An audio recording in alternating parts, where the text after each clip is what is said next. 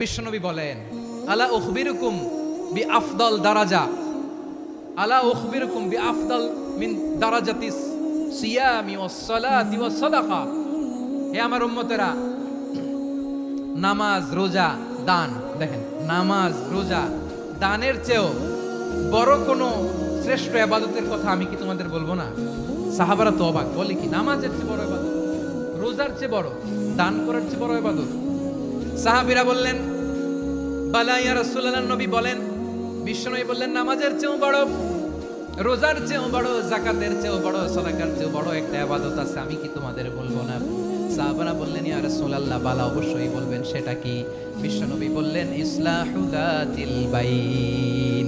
দুইজন যখন ঝগড়া লেগেছে, তোমার দুই ভাই যখন ঝগড়া লেগেছে, এই দুইজনের মধ্যে বিরোধ মিটিয়ে মীমাংসা করে দেয়া হচ্ছে সবচাইতে সেরা কাজ।